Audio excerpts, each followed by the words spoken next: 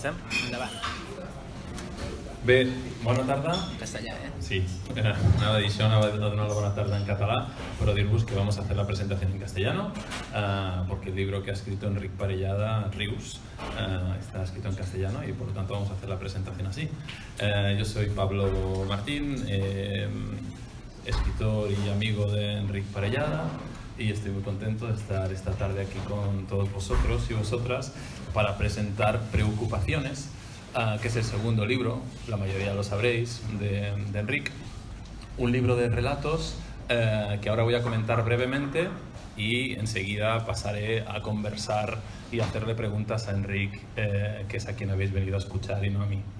Pero como maestro de ceremonias de esta presentación, quería comentar algunas cositas del libro y por qué es un libro que creo importante en la trayectoria de Enric y también esperanzador por la edad de este joven de Sant Feliu de Codines, que es pues, la esperanza de las letras catalanas en estos momentos. Yo sé que aquí la mayoría sois amigos de Enric, entonces todo lo que os diga os va a parecer poco, pero voy a dorarle la píldora lo justo y necesario y lo que se merece. Preocupaciones es el segundo libro de Enric, muchos habréis leído Decepciones, que era el primero, y es un libro de 11 relatos. ¿Quién ha leído el libro ya? Este. ¿Una persona? ¿Dos?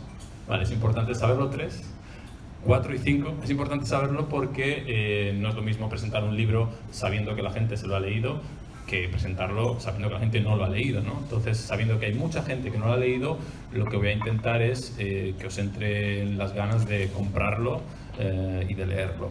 Entonces, para empezar, tenéis que saber que es un libro de relatos, que es un género que yo adoro personalmente y que Enric también. De hecho, sus dos libros son libros de relatos, de cuentos para adultos, que quede claro, porque a veces en algunas presentaciones cuando los cuentistas decimos que escribimos cuentos nos preguntan que si son cuentos para niños, ¿verdad? No, estos no son para niños, os lo aseguro, o sea que esos que están por ahí en el sofá mejor que no los lean.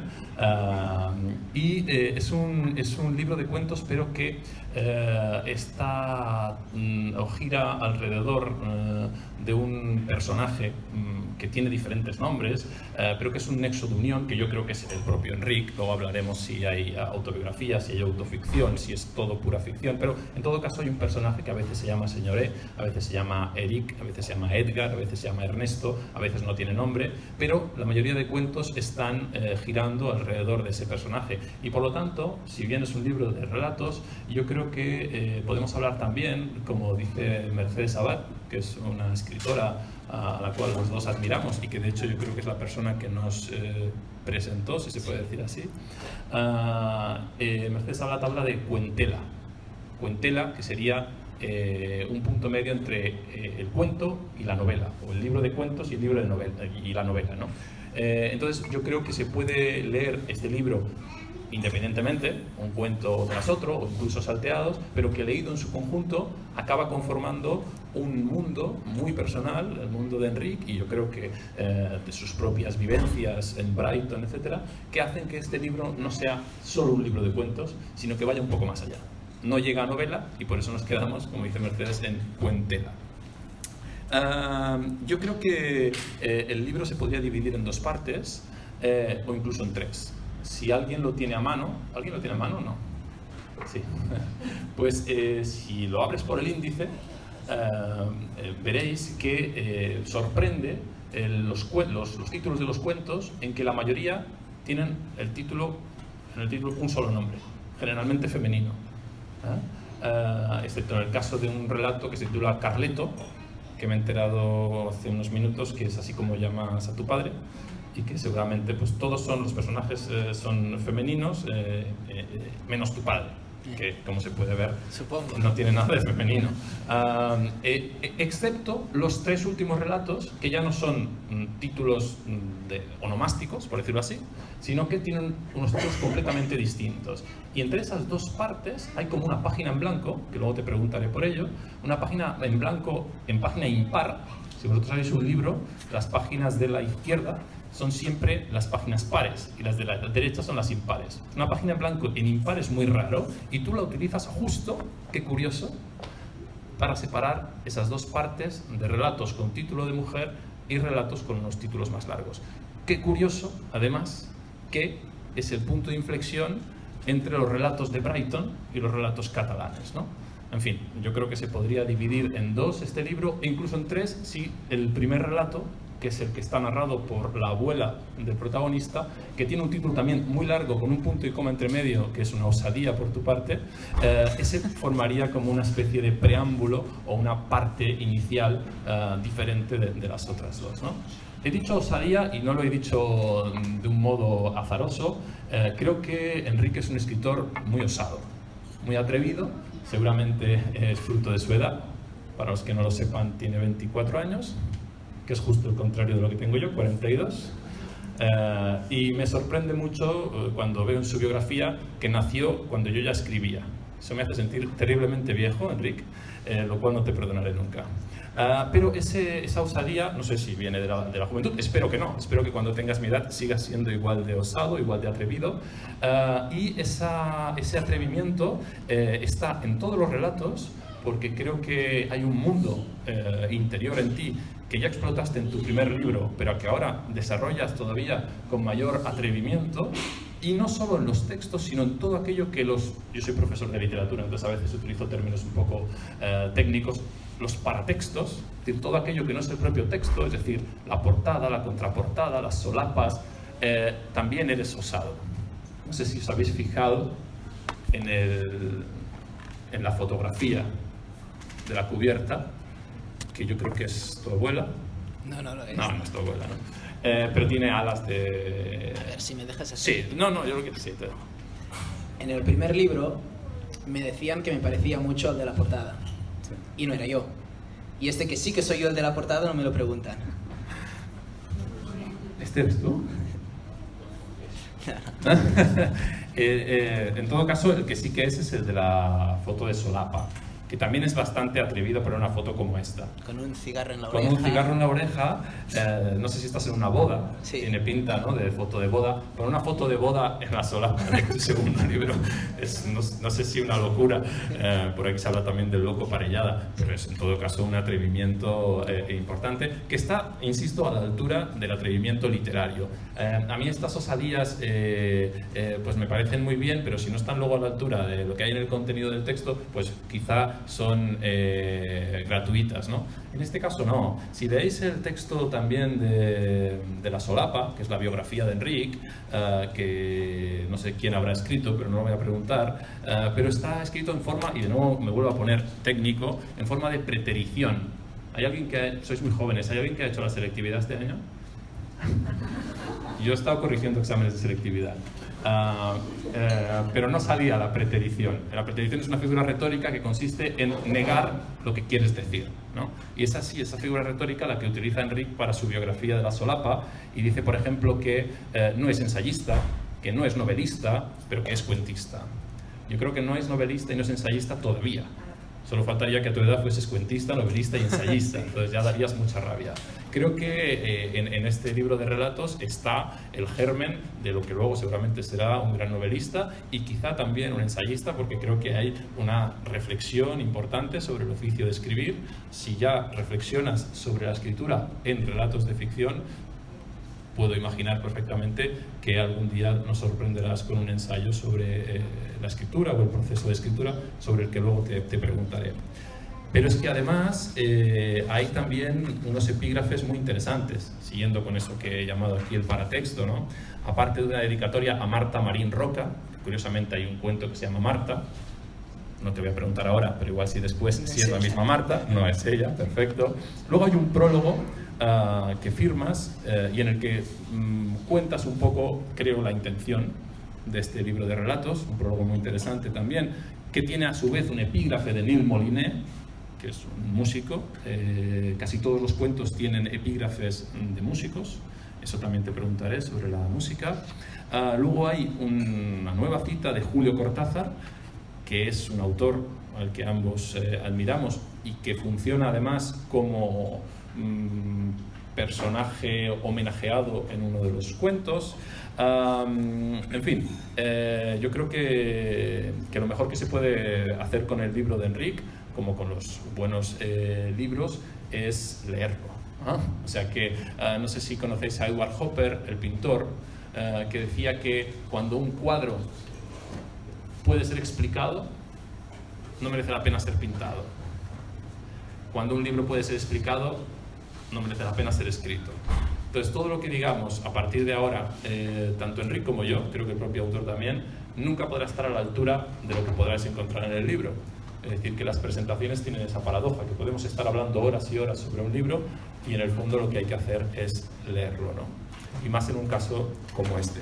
Yo creo que otra de las virtudes de Enric es su capacidad para contar historias, que es algo que yo admiro y que incluso podría decir que envidio.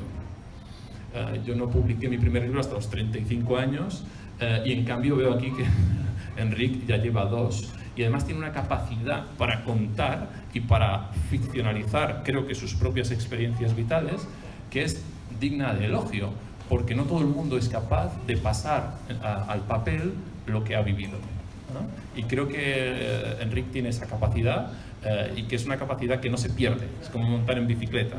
Una vez sabes montar en bicicleta, vas a saber toda la vida montar en bicicleta. Una vez tienes esa capacidad para convertir en material narrativo tu propia experiencia vital y hacerlo de una manera interesante para el lector, no se pierde. Así que por eso he vaticinado que tendremos también a un novelista en ciernes, ¿no? No quiero enrollarme mucho más, pero sí que no quiero dejar de comentar también que una de las gracias del libro es precisamente esos vínculos que se producen entre los diferentes relatos. Hay personajes que reaparecen en algunos de los cuentos cuando ya hemos hablado de ellos o cuando ya nos has hablado de ellos en otros anteriores. Y eso genera en el lector o generará en vosotros lectores un interés creciente a medida que va avanzando la lectura del libro, porque vais redescubriendo, reconociendo personajes que ya han aparecido en otros de los relatos e incluso en el primer libro de cuentos de Enric, ¿no? Con lo cual ya está construyendo no solo un libro, sino que está creando una obra. De hecho, cuando uno publica su segundo libro ya podemos hablar de la obra de Enric Parellada, ¿no? Entonces, pues os recomiendo también que si vais a leer este libro, leáis el primero, en el que, por cierto, hay un relato que Enric dedica a mi madre. Gracias, Enric, no te lo había dicho en público. Y que os permitirá también ver la evolución de Enric. Luego hablaremos de cada uno de los relatos, pero yo creo que el libro va increciendo y en esa parte final en la que el narrador ya está en Barcelona, hay un relato que a mí me parece magnífico para terminar, que se titula en catalán Avi y que, en el cual explica al narrador, no hay que confundir al narrador con el autor, pero en este caso es difícil no hacerlo. Explicas, y con esto termino antes de empezar a hacerte preguntas, cómo tu abuelo, el abuelo Rius, no el abuelo Parellada, decidió empezar a leer ficción para poder leerte. Eso me parece maravilloso. Un relato entrañable que acaba cerrando un libro entrañable y más para aquellos que conocéis a Enric. Así que no sé si quieres decir algo antes de... No sé si quieres decir algo, Enric, antes de empezar a hacerte preguntas. No sé si quieres dar las gracias a los asistentes. Sí, bueno, la primera cosa, muchas gracias a todos por venir. Hay que decir que a las 7, hoy que es la fiesta del orgullo gay en Barcelona, había una carrera con tacones, así que si estáis aquí es porque lo preferís hacer la carrera. Y también había una masterclass de twerking y booty, que bueno, supongo que si están aquí es porque prefieren leer, ¿no? Todavía no son las 7, igual se van ahora, ¿o qué? O sea, sí, puede ser que se vayan ahora a hacer esto, ¿no? Bueno, de verdad, muchas gracias por venir. Sé que era muy difícil porque a 44 grados que ha estado el día de hoy, pues entra pereza. De verdad, muchas gracias por venir. Muchas gracias, Pablo. Ya no por venir aquí, sino por leerte el libro, por responder siempre simpáticamente a cuando te hablo y que estoy muy contento y muy agradecido de todo lo que acabas de decir. Nada, faltaría más. Un placer, Enric. Pues nada, voy a hacerte algunas preguntas para que les cuentes al público asistente de qué va el libro. Yo sé que preguntar de qué va el libro es una pregunta estúpida, que un gran escritor portugués como Lobo Antunes siempre respondía con una frase que me parece genial. Cuando le preguntaban ¿de qué va el libro?, decía: el libro va exactamente de lo que está escrito en el libro, ¿no? Entonces yo creo que no te voy a preguntar de qué va el libro, pero sí que voy a empezar preguntándote, haciéndote una pregunta que a mí me la han hecho mucho, porque juego mucho con la realidad y la ficción, y que siempre es muy difícil de responder, pero te la voy a hacer porque como me la hacen a mí y me fastidia siempre, te la voy a hacer a ti. ¿Cuánto de realidad y de ficción hay en este libro? Esta pregunta también me la hicieron en el primer libro. Y dije que la única parte de realidad que había en el libro era la contraportada. Y ya está, ¿no? Antes, hablando me ha gustado que hablases de la portada y de la solapa, porque has dicho, ¿quién habrá escrito la solapa, ¿no? La solapa, la que está debajo de la foto de boda, pues, la escribió un editor de Anagrama, que es básicamente la solapa que le escriben a Michel Houellebecq, y yo cambio todos sus hitos por las cosas que no he conseguido yo, ¿no? Por ejemplo, una de ellas es, bueno, todas, como básicamente, y tampoco abordó el espinoso tema de la islamización de la sociedad europea, ¿no?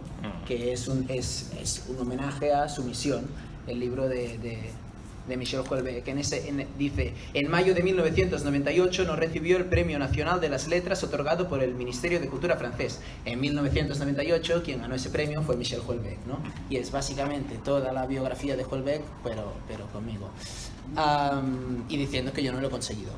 La portada destaca 3 elementos, que son 3 elementos fantásticos. Los destaca, es decir, habla de los 3 cuentos fantásticos que hay en el libro.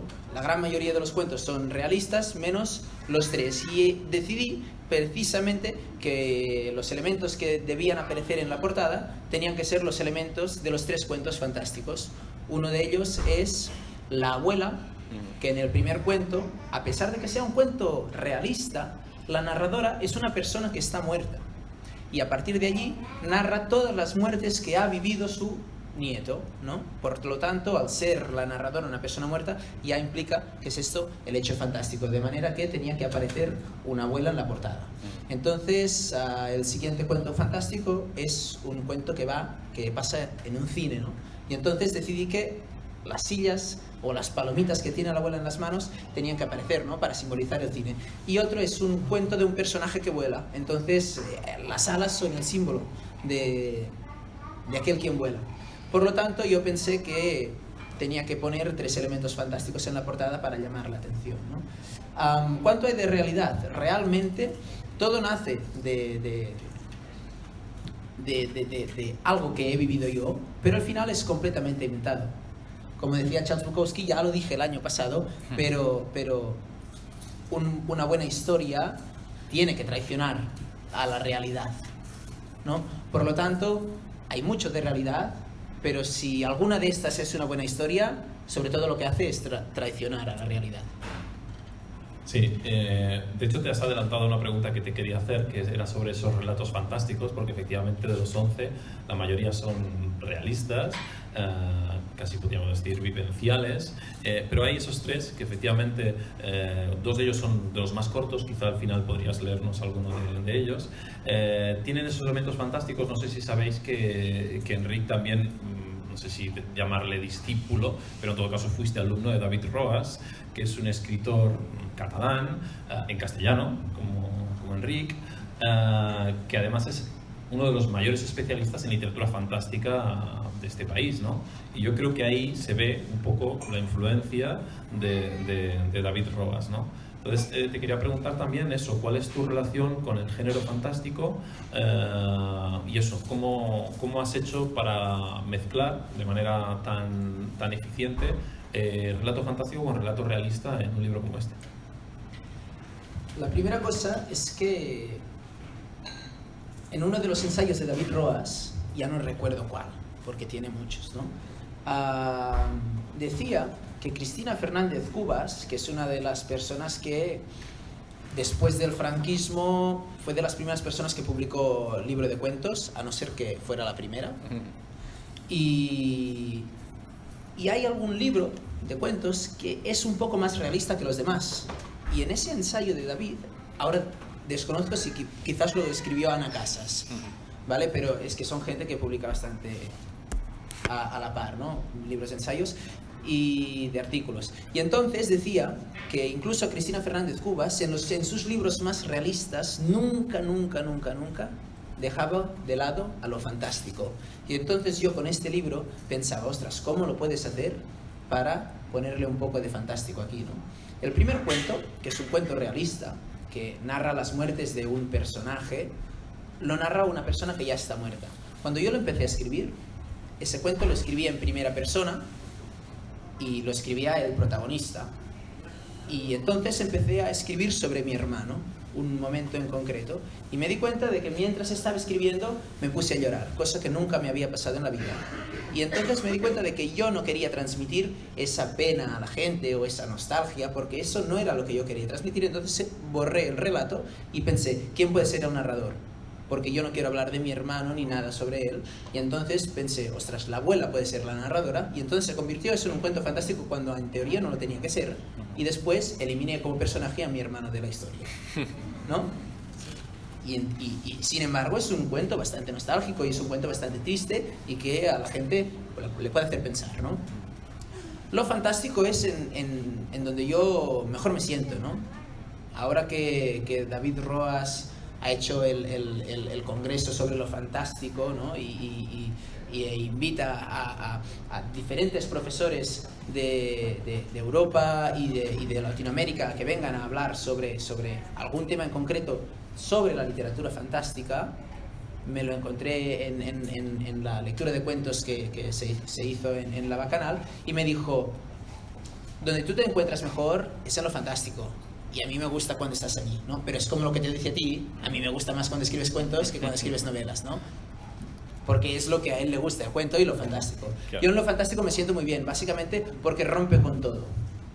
En mis próximos cuentos hay cuentos tan fantásticos que llegan casi al surrealismo, ¿no? Entre la frontera de lo fantástico y lo surrealista. Lo fantástico es un mundo real, ¿no? Para la gente que no lo sepa, es un mundo real en el que te sientes identificado, pero rompe alguna cosa, como podría ser, por ejemplo, El hombre invisible, ¿no? En el que tú cuando lees la novela del hombre invisible ves a todo un mundo a quien reconoces y en el que tú podrías ser un personaje, pero entonces aparece el hombre invisible, que un hombre invisible está claro que no existe, y lo fantástico es lo que choca, ¿no? Entre el hombre invisible y la gente en la que tú te reconoces. Lo surrealista es inventarse cosas como pesar lo que mides o medir lo que pesas. Es una cosa que no te puedes imaginar. Y yo llego a un punto entre lo fantástico y lo surrealista que hay una frontera allí que estoy empezando a explorar. No sé cómo va a salir. Pero sí que es verdad que yo en lo fantástico me siento más identificado y más cómodo, pero en este libro pues me ha dado a esto, ¿no? A empezar a escribir novelas hay novelas, cuentos realistas, bastante,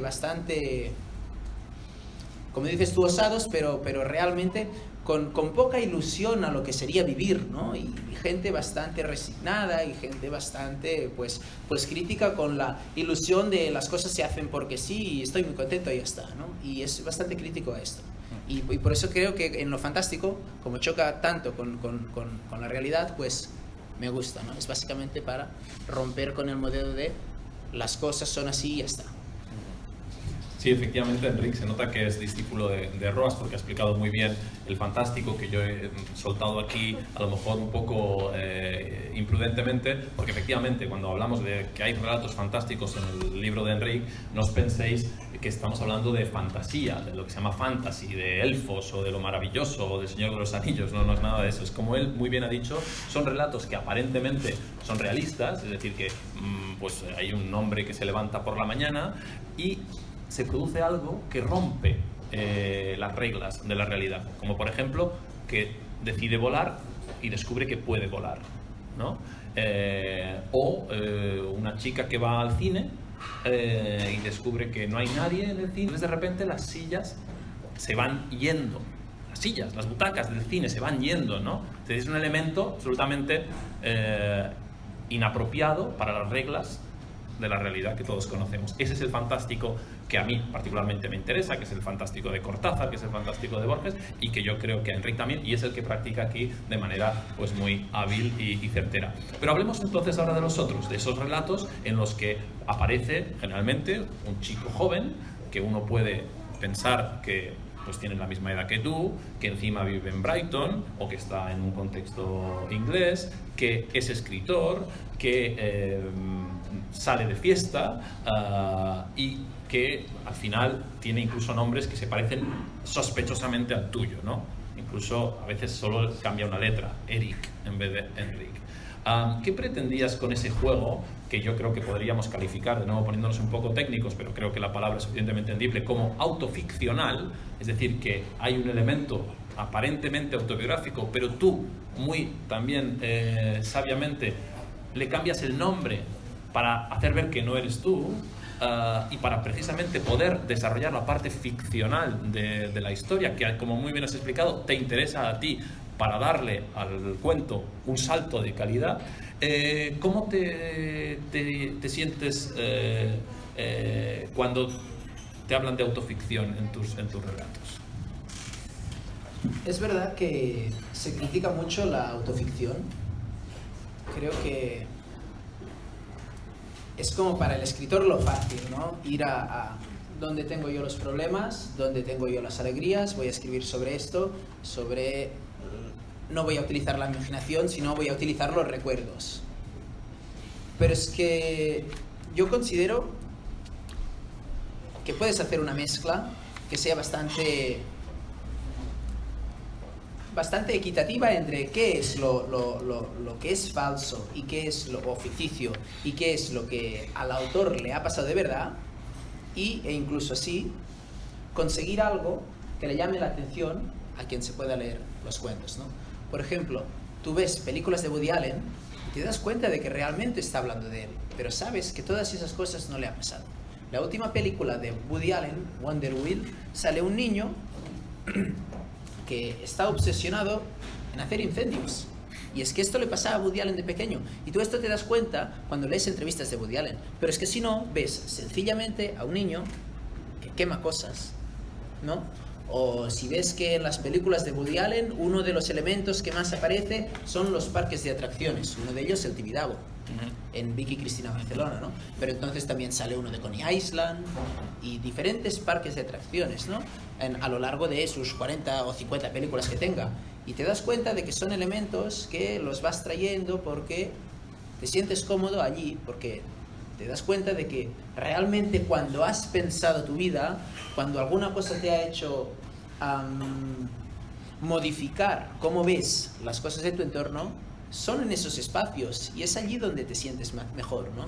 Y yo pienso que eso es lo que me pasa a mí, que yo me doy cuenta de que en mi vida es cuando pienso y por tanto la ficción sencillamente la modifico, pero no a mejor, porque realmente no la modifico a mejor, sino sencillamente llevo a la ficción o al cuento todas esas cositas que de alguna manera me inspiran y ya está. Sí, de hecho, en alguno de los relatos el propio escritor, el propio narrador explica su poética y explica esto que ahora estás contando, ¿no? En uno de ellos leemos que al fin y al cabo no dejan de ser anécdotas que yo mismo he vivido, pero le añado elementos de fantasía o los narro desde una perspectiva más bien grotesca o absurda, pero porque es el género que a mí me gusta. Y en otro de los relatos se dice, si él escribía era para eso, para darle un puñetazo metafórico en la barriga a quien lo leyese, para decirle que la vida era una puta mierda, que daba pena vivir y nadie se atrevía a reconocer que verdaderamente vivir es penoso. Y ahí ya nos vamos hacia la temática, vamos a hablar un poco de los temas de los relatos que tú mismo habías anticipado, ¿no? ¿Vivir es penoso, Enric Parellada de Rius? No sé, la verdad es que vivir es extraño, eso estoy seguro, y lo que está muy claro es que todos tenemos una manera muy similar a cómo afrontar la vida, ¿no? Vamos a hacer todo lo mismo, más o menos, cada uno va a tener sus gustos, pero va a tener sus gustos, ¿no?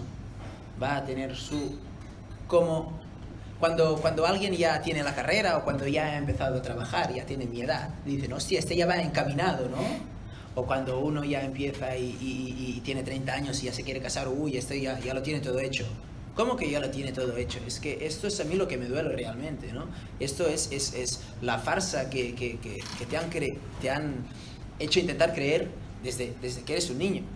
Y a mí esto es lo que más me ha chocado cuando he empezado a leer, porque leer, estar tanto en contacto con la ficción, me ha hecho dar cuenta de que este mundo que construimos a través de cosas que no existen, como por ejemplo, hay que casarse, hay que hacer familias, o no se puede, o parecerá una locura, pero ¿cómo se dice? Estar con tu familia es pecado, bueno, ya no pecado, sino, es decir, es raro, no sé qué. Todas estas cosas, todas las normas no escritas, pero que todos los conocemos, qué es el bien y qué es el mal, esto es lo que a mí me ha parecido que tiene en común la ficción y la vida real. Es decir, la vida real es una ficción. Y por tanto, a partir de aquí, yo exploto esa brecha, ¿no? Creo. Y voy allí y es como ponerle el dedo en la llaga a alguien. Y por eso escribo como escribo. No porque yo piense que alguna cosa es sí o alguna cosa es de la otra manera. Sí, creo que lo has contado muy bien, pero hay más temas, ¿no? En tus relatos también hay bastante tema del amor y de la decepción. Si tuvieses que elegir 3 temas de tu libro principales, ¿cuáles serían? Seguramente el primer tema, porque es cuando, en el momento en el que escribo el libro, es el hecho de que alguien te diga te quiero y en vez de decirle yo también, le digas gracias. ¿Vale? Esto es lo primero, porque estamos acostumbrados también a decir que, cuando nos vamos a otro país, tiene que volar, le va a ir todo muy bien, o qué bien le va todo.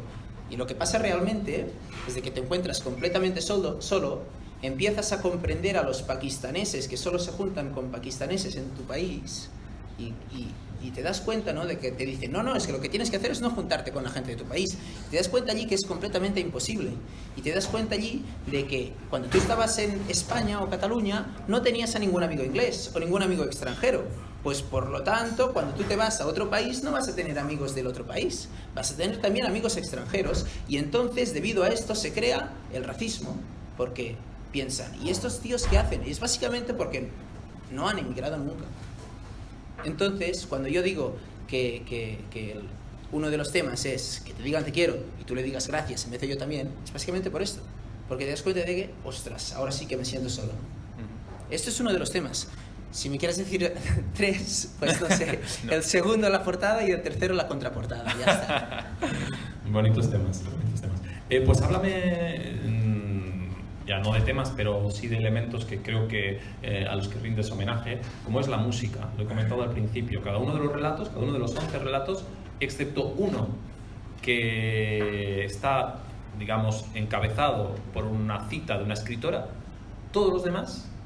Y curiosamente, ese que está encabezado por la cita de una escritora es un relato que se titula El que escribe. Y el que viene después de la página en blanco. Y el que viene después de la página en blanco. Todos los demás están encabezados por una cita de un grupo de música, como Ocas Grasas, o de un cantautor como Johnny Hallyday. En fin, 10... Billy Holiday, claro, Johnny Hallyday es el francés, sí. De hecho, también está Billie Eilish, en fin. Sí, muy raro. No, a ver. No podrías hacer un disco con esto porque sería muy raro. Pero estaría muy bien, la banda sonora de preocupaciones, sí. Perdón, sí, estaría muy bien. Yo reconozco que la mitad de los autores no los conocía, he tenido que ir a buscarlos, ¿no? También buscaste tu nombre. También busqué mi nombre, sí, es una afición que tengo. Pero es verdad que es una banda musical que es la banda musical de Enric, muy particular, pero también de una generación. Billie Eilish es una chavala de 18, 20 años o 18 años, quiero decir, no había nacido tampoco cuando yo empecé a escribir, ¿no? Entonces, bueno, es realmente, bueno, o sea, ¿qué buscas con esos epígrafes? Porque en el fondo estás creando la banda sonora de tu propio libro, ¿no? Esto de la música es muy gracioso porque todo empieza con que hay 2-3 cuentos en concreto que tienen un epígrafe que sería el de Ocas Grasas, Billie Holiday, y no sé si había alguno más, ¿no? Y entonces me di cuenta de que pensé, pues todos van a tener un epígrafe y va a ser musical. Y pensé, ¿cuál es el fenómeno musical de España en el momento? Operación Triunfo. ¿Fui a buscar los cantantes de Operación Triunfo? No, fue a buscar a las personas que inspiran a las personas que están en Operación Triunfo. Entonces tienes a Billie Eilish, entonces tienes a Manu Guix, tienes a Neil Moliné, hay, bueno, más gente de esta, ¿no? Y lo que quería yo es de que si alguna vez este libro va a parar a alguien de 16 años, que se lo lea y se emocione. Y cuando lea las frases musicales o las citas a las canciones, piense, coño, es que esto va de mí, ¿no? Porque estamos todos muy acostumbrados a leer libros, o cuando éramos más jóvenes y cuando íbamos al instituto leíamos libros y pensamos, oh, esto lo escribieron el siglo pasado, ¿no? Quería de alguna manera que esto no pasase con este libro. Y por esto puse esas citas musicales. ¿Pero son canciones que escuchabas mientras escribías? ¿Tú escribes con música? No. ¿No? Yo escribo sin música, pero sí que es verdad que la gente que aparece aquí a mí me gusta. Es verdad que yo mayoritariamente en mi casa escucho jazz, que esto es una cosa que sí que ya no hace todo el mundo.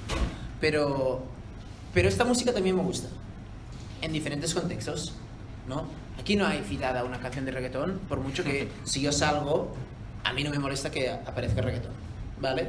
Pero son gente que yo considero un poco más músicos, menos comerciales, como sería alguien como Bad Bunny, que tiene un número de reproducciones muy altos, ¿no? Esta gente no es tan reproducida, tan conocida, es un poco más música, pero es muy mainstream, ¿no? Y esto es lo que realmente busca. Muy bien, y déjame que te pregunte por una cuestión que ha salido antes de la presentación, que hablábamos con tu tío y con tu padre. ¿Cómo vives el hecho de ser un escritor catalán en lengua castellana? ¿Cómo te relacionas con el idioma? Porque entiendo que en tu vida diaria hablas catalán en tu familia y, bueno, digamos, es una experiencia que yo también he podido sufrir en mis carnes. ¿Cómo encaras ese fenómeno? Yo lo encaro bien, pero lo paso mal. Es la verdad. Porque la gente no comprende muchas veces que tú hayas escrito un libro en castellano. Y yo empecé a escribir en castellano porque yo cuando tenía 12 años empecé a leer una revista de la NBA en castellano, y cuando tuve 16 años, en primer bachillerato, empecé a escribir artículos de la NBA, y mi sueño era que un día me publicaran un artículo en esa sección que aceptaban artículos de los lectores. Por lo tanto, empecé a escribir un blog en castellano para que algún día todos los artículos que escribiera los mandaba allí, hasta que algún día me publicaron uno, por pesado, ¿no? Y entonces de allí pensé, pues como yo quiero ser periodista, me voy a apuntar a literatura castellana. Y entonces conocí a David Roas y ya cambió todo, ¿no? Me di cuenta de que me gustaba realmente escribir y leer en castellano, como antes también he hecho una broma hablábamos de que yo dibujo y digo, no, Lorca también dibujaba, y dice, coño, es fácil, ¿no?, compararte con el mejor poeta del siglo pasado. Ahora voy a decir una cosa de estas, pero no me comparo con ellos. Kafka también escribía en alemán y él era checo, ¿no? Nabokov escribía en inglés y era ruso, ¿no? Y Juan Marsé escribía en castellano, es catalán, tú mismo, ¿no? Y hay tantos que es que realmente lo único que quieres es alejarte un poco de ellos, ¿no? Volviendo a citar a Mercedes Abad, ella decía que, bueno, nos contaba en un taller literario que fui, nos decía que lo que tenéis que hacer sobre todo es alejaros al máximo de las similitudes que pueden tener vuestros personajes con vosotros mismos, porque le podéis hacer daño a la gente que tenéis cerca y os podéis hacer daño a vosotros mismos, ¿no? De alguna manera, hablar en castellano es poner esa frontera, es una frontera en la que yo me siento cómodo, ¿no? Y por eso escribo en castellano. Ahora bien, me molesta mucho cuando digo, el año pasado me presentó el libro en La Iguana Juan Soto Ibars. Me dicen, hostia, este tío es muy facha, ¿eh? Y pienso, bueno, no sé, ¿lo conoces? ¿Sabes? No, es que lo que pone en Twitter, bueno, ¿sabes? Y estas cosas me molestan un poco, porque tú al fin y al cabo tienes que ir conociendo a gente, tienes que ir abriendo mundo, y que si alguien piensa diferente a ti, lo tienes que escuchar por lo menos, y a partir de aquí, que sea lo que sea. Pues yo creo que sea lo que sea, creo que los que están aquí quieren escuchar cómo lees algún fragmento o alguno de tus cuentos. No sé si es el momento, te apetece, Sí. y luego podemos seguir charlando. Vale. Primero, tengo que pensar qué cuento voy a leer, ¿no? Yo creo que hace falta una cosa que nos hemos olvidado, y es que he escrito el libro sin...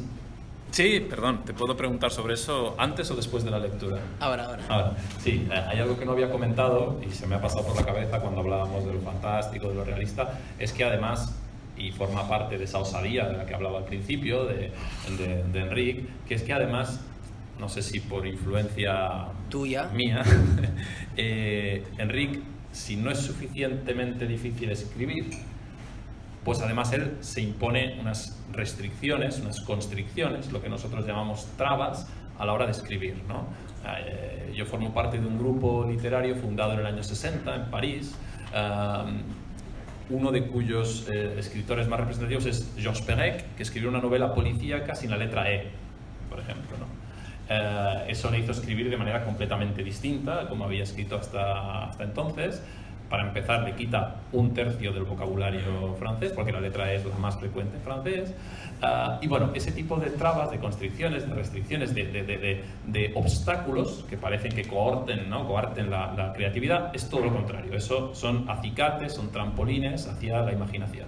Y yo no sabía si, es verdad que no habíamos hablado, si tú esto lo querías comentar, porque a veces pues uno prefiere como autor mantenerlo en secreto, pero como veo que no, te voy a preguntar sobre ello, porque Enric no solo ha escrito este libro de relatos, sino que hay algunas constricciones formales que te has impuesto a lo largo de todo el libro, que tú mismo nos vas a comentar ahora, y que por fuerza te han hecho escribir los relatos de la manera en que los has escrito. Bueno, yo básicamente he escrito este libro sin el condicional y sin el gerundio. Escribir sin gerundio es fácil. Sin condicional implica que te tengas que referir a las cosas de una manera por lo menos peculiar, ¿no? Yo lo he hecho básicamente en homenaje a todas esas cosas que acaba de comentar en un momento a Pablo, pero realmente es un homenaje a todo lo que él me ha enseñado. Es verdad. Y es verdad que es osado, y es verdad que es osado que yo precisamente lo quiera decir, y que lo he hecho en la presentación, pero también hay que decir que me ha hecho leer mi propio libro 6 o 7 veces, y que para fijarme que no se me hubiera colado ni uno, ¿no? Cuando tú escribís sin un condicional o sin un gerundio, es básicamente porque dices, venga, voy a hacer algo. Escribir sin gerundios no es difícil realmente, pero escribir sin condicionales lo es un poquito más. Y yo pues pensaba que ya que tenía la intención antes de acabar el libro, de que Pablo me presentara, pues pensé que quería escribir sin condicionales y sin gerundios, ¿no? Y realmente, básicamente pienso que escribir sin gerundios, pues depende de cómo, pues da un ritmo mucho más escalonado en vez de como si fuera una rampa, ¿no? Porque el gerundio es muy redondo, en cambio, escribir sin gerundios es como una escalera, ¿no? Y escribir sin condicional es algo que te da mucha presencia, como por ejemplo, es que lo haría, no, o lo has hecho o lo harás. Y por lo tanto, este libro no hay harías, hay o lo has hecho, o lo harás, o lo hubieras hecho. Entonces, bueno, ¿no? Y básicamente lo hice por eso, ¿no? Entonces, creo que... ¿Entendéis lo de que es osado, no? O sea, no es suficientemente difícil, se quita 2 tiempos verbales. O sea, es una locura. El loco Parellada está aquí.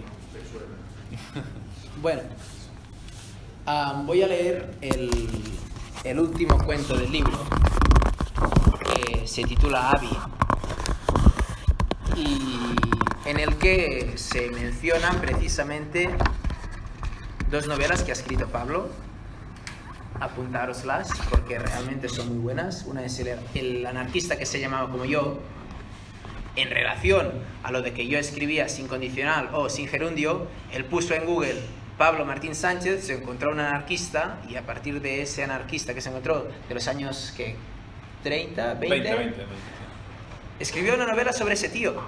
y aparte de muchas otras cosas de las que se obligó a escribir, ¿no? O la otra es Tuyo es el mañana, ¿no? Que en vez de buscar, ¿cómo se llama? Busca el día en que nació, que pasó en España, que es que robaron a unos cuantos bebés, ¿no? Algo así. Sí, y a partir de aquí escribe otra novela, es decir, el loco Martín Sánchez también, y esto también es se sabe decirle en el loco, es broma, pero de verdad, si podéis, por lo menos están apuntadas aquí las novelas, están en cursiva, sobre todo leerlas, porque son increíbles, ¿no? Voy a leer un cuento que se titula Abby, es el último cuento del libro, y en efecto, pues es un homenaje a mi abuelo materno, ¿no? La cita musical que hay en este cuento es en catalán y la voy a leer, ¿no? Es una canción de Judith Nederman que también se titula Abby y dice así: rere les ulleres descobríem els ulls blaus, rere el jersei grana s'hi amagava un cor tan gran. Abby, deus estar content. Y el cuento dice así: hace unas semanas presenté en el pueblo de mi primer libro de cuentos y me olvidé de contar una anécdota que, de haberla pronunciado, me hubiera quedado más tranquilo. Por ahora no se me va de la cabeza y pienso en la manera de calmar ese impulso de dar a conocer al mundo, al menos a la gente del pueblo, una pequeña historia sobre mi abuelo, que aunque decidiera no compartirla jamás con nadie, persistirá en mi interior con la misma pureza que ocurrió, además de que nunca perderá su intensidad emotiva, sea cual sea el momento de hacerla llegar a alguien. Algún día encontraré la manera de hacer justicia con lo que hizo mi abuelo por mí, y es que, como dijo el novelista, la vida es vivir para contarla. La historia trata sobre cuándo mi abuelo comenzó a leer novelas y cómo entendí yo ese gesto.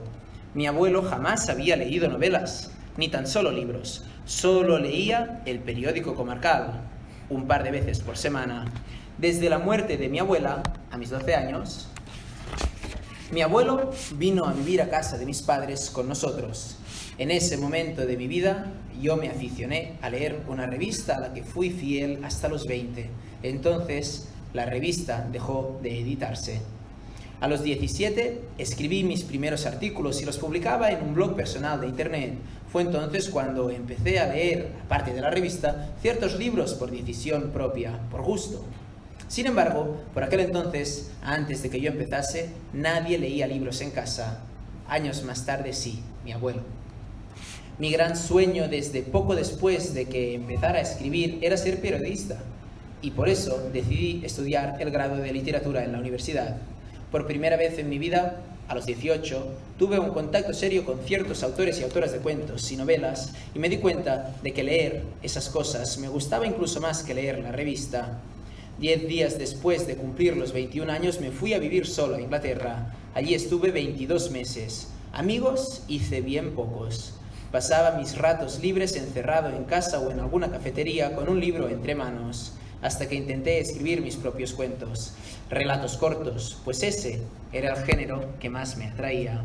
En la intensidad de lo breve jamás faltan palabras, pero quizás sobran. Esta dicotomía lo fue todo para mí, pues el cuento consiste en transmitir mucho y contar poco. Y esto me atrapó, tanto en la lectura del género como en la escritura del mismo. Hasta que 1 año y medio después de que yo llegara a Inglaterra, una editorial nazarí aceptó publicarme un libro de cuentos. Me lo comunicaron en junio, se acercaba el verano. En España ya hacía mucho calor, y sin que nadie se lo pidiese, ese mes mi abuelo empezó a leer novelas. Mi libro se iba a publicar en diciembre. A finales de junio fui a visitar familia y amigos en el pueblo un fin de semana, y por primera vez recomendé un libro a mi abuelo, el anarquista que se llamaba como yo. Antes de que yo fuera a pasar ese fin de semana en familia, mi abuelo ya se había leído 2 novelas que había encontrado por casa. La que yo le recomendé la leyó en 1 mes, y eso que tiene unas 600 páginas. Alternaba la lectura con las sopas de letras, una de sus mayores aficiones desde hacía unos años. Después cayeron 2 novelas más, también recomendadas por mí, Tuyo es el mañana y El coronel no tiene quien le escriba. Y ya no paró, hasta que por primera vez se enfrentó al cuento precisamente con mi propio libro, y fue entonces cuando me confesó que prefería el cuento a la novela. Eso me produjo una extraña y absurda satisfacción. Que mi abuelo se hubiera aficionado a la literatura más o menos la misma semana en la que me comunicaron que me iban a publicar un libro por primera vez fue mágico para mí. Interpreté eso como un mensaje de la vida, como si mi abuelo, sin decírmelo, intentara expresar que para leer mi libro quería estar preparado, quería que primero le gustara leer literatura y después leer a su nieto. Yo quería contar eso en la presentación del libro en mi pueblo, pero se me pasó. Cosas de la vida. Mi abuelo siempre ha sido un hombre gracioso. Hace poco me dijo, no lo encuentro al director. Y yo respondí sin saber que estaba con una de sus sopas de letras. ¿Qué director? La palabra, fue su respuesta. Yo sonreí.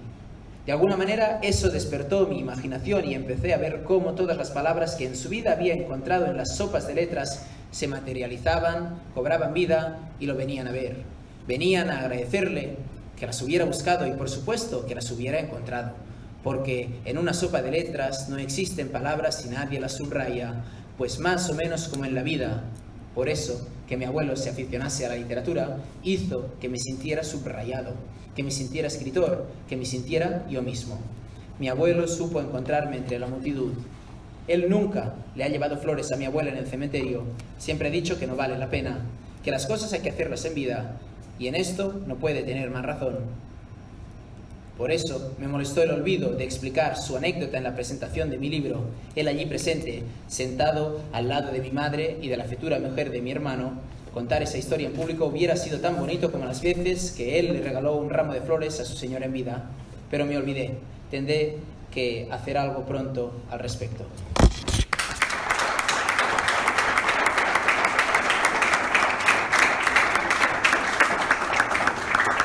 Quiero añadir una cosa más, ¿no? al respecto de este cuento, y es que a la gente le gusta más la literatura de lo que se atreve a reconocer, ¿no? Un ejemplo es cuando, una semana después de publicar el libro, se muere mi abuelo, mi hermano empieza a decir, cuando yo nací mi abuelo dejó de fumar, ahora que se ha muerto voy a dejar yo de fumar. Esto no ha pasado, pero lo decía los primeros días, ¿no? Y esto es señal de que realmente te gusta la literatura. Es señal de que constantemente estamos buscando esa parte de película que tienen nuestras vidas, ¿no? Y es el último punto que quería hacer aparte del cuento. No, muchas gracias por la lectura, además creo que muy bien leída. Creo que es representativo este relato, sobre todo en la parte final del libro. Me parece que es entrañable y haces una reflexión sobre el propio oficio de escribir y sobre la escritura.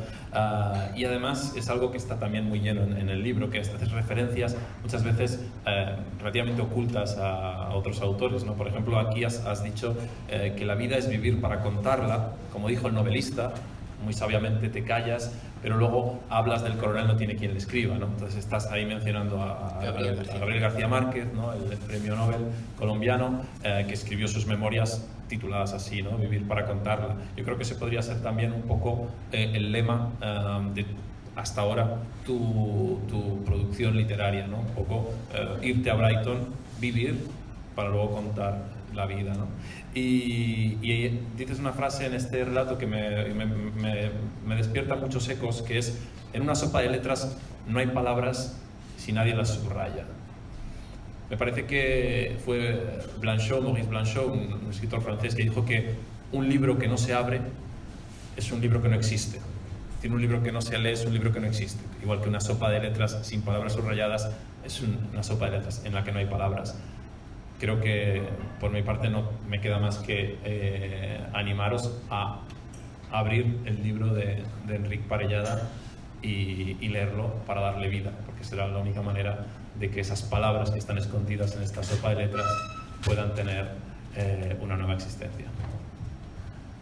Y preguntas para Enric, por favor. Si alguien quiere hacer alguna pregunta. Enric, ai! ¿Cuántas catalanadas has fotut a la vida? Una de las otras restricciones que me he puesto en el libro era no contarlas. Què és un detall acabat? És la teva personalització com a escriptor? Pues no lo sé qué es mi personalización como escritor. Acabat. Yo pienso que me gusta escribir, que básicamente me gustan dos cosas en la vida, que es jugar a hockey y escribir y leer, y es lo que voy a hacer desde hoy hasta que se me acabe la vida, ¿no? Antes de empezar la presentación, Pablo me decía, bueno, yo voy a hablar bien de ti ahora, pero te lo digo a la cara. Hay muchas cosas en las que puedes mejorar, y me ha dicho cosas en concreto, ¿no? Hay que releer más, hay que... Quizás esta osadía está bien, pero bueno, cálmate un poco, ¿no? No me lo ha dicho, pero me lo ha dejado entender. Y sin ir más lejos, esto de la osadía también me lo dice mi madre, ¿eh? Pero bueno, que falta muchísimo por aprender, que para mí es un lujo empezar a relacionarme con gente como Pablo, con gente como Juan Soto, con gente como David, que supongo que ven en mí algo de aquello que alguna vez fueron, por mucho que seamos muy diferentes como personas. Él es una persona mucho más honesta y modesta que yo. Les catalanadas que hi poses són el teu segell? Hay una cosa que es muy importante de los catalanismos, ¿no? Y es que el español que se habla en Cataluña es también español. Y el español de una persona que tiene 8 apellidos catalanes, para hacer una referencia, ¿no? Que realmente no los tengo, porque no los tengo, pero si los tuviera, alguien que sabe hablar en castellano y es de Cataluña y es catalán y su familia es catalana y en su casa habla en catalán y con sus amigos y sus conocidos habla en catalán, también sabe hablar en castellano, también escribe en castellano, y no hay ningún problema en que lo haga, ¿no? Es, de alguna manera, ser un poco racista, pensar que hay catalanadas en el libro, ¿no? Es decir que el catalán es perfecto, o que el castellano es perfecto. No hay nada perfecto. Hablamos como hoy hablamos porque la gente ha hablado. No porque alguien dijo, me voy a inventar una lengua, voy a hacer un diccionario que se va a llamar RAE, porque sí. No, la gente hablaba en la calle. Hablamos muy distinto a la gente del siglo XVII, y a ninguna persona, a la mejor persona que hable en castellano del mundo, nadie le dice, es que tú haces contemporaneidades, porque tú no hablas como la gente del siglo XVII. Yo hablo en el castellano que yo hablo, y es mi castellano, y lo va a ser siempre, y ya está. És que ho dic perquè ha dit Pakistanuses, sí. En castellà seria pakistaníes, sí. I en català és pakistanesos. Només per això, és que em fot molta gràcia. Aquest és un tot d'acabat teu que... És una de mis cosas y ya está. Tio, sí senyor, Sí. 2 collons. Ya está. ¿Algo más? Sí, segur que sí. Vinga. Si no, haurà de començar a signar llibres i Sí. encara tenim 5 minuts, no? No? Bueno. Mira, una hora feta. No teniu cap pregunta més en qüestió per l'Enric? No voleu posar... Mira, perfecte. Quería preguntarte algo así más personal. Después de tu experiencia en Brighton, ¿te planteas volver a salir al extranjero? ¿Crees que podría ser distinto? ¿Crees que la experiencia que tú tuviste fue una y si te volvieras a ir, sabes que hay otras realidades, que hay otras experiencias que pueden ocurrir? Sí me gustaría, pero para volver a escribir. Es decir, es como darse golpes de cabeza contra la pared, ¿no? Soy consciente de que hay 1000 millones de experiencias distintas y que según cómo te vayan las cosas, con la gente que te relaciones, etc. Soy consciente de que mi experiencia allí fue debido a mi personalidad y no debido a que las cosas son como yo las he vivido, ¿no? Pero sí que hay que ser un poco más críticos con esto de la emigración, y nunca dejaré de serlo. Ya está. Yo creo que la gente ya ha callado, ¿no? Bueno, pues de verdad, Un muchísimas aplauso gracias por para venir. Enric.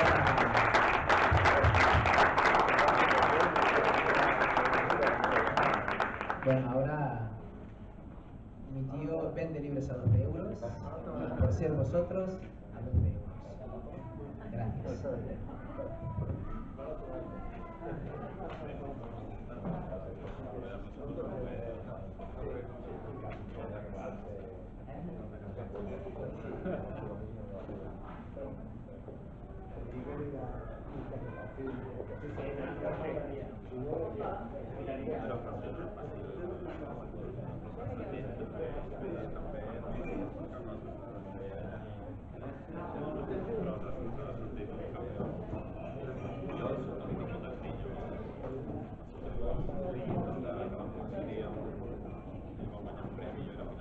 Enric,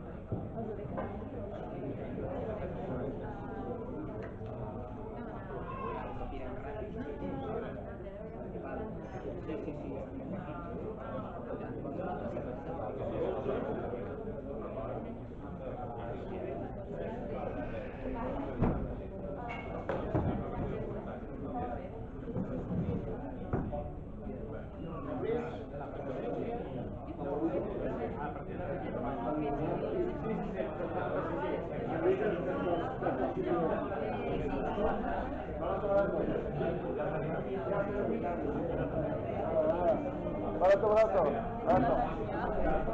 Venga, pus. Barato, barato.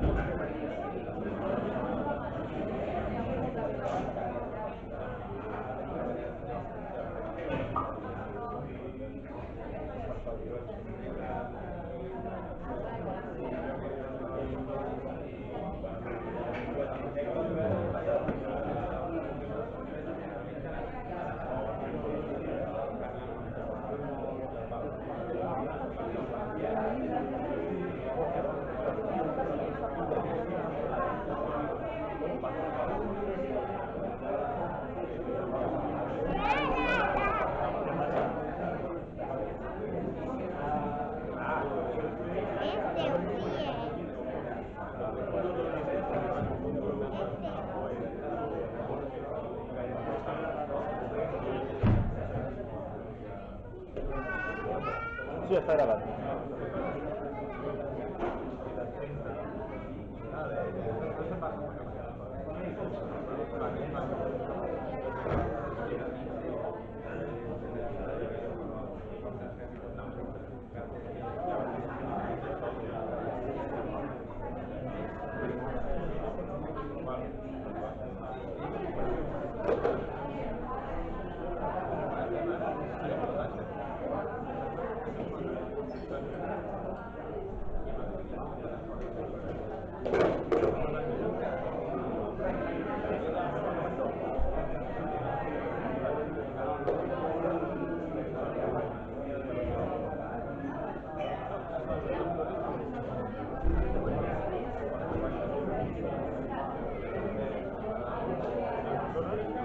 Gracias.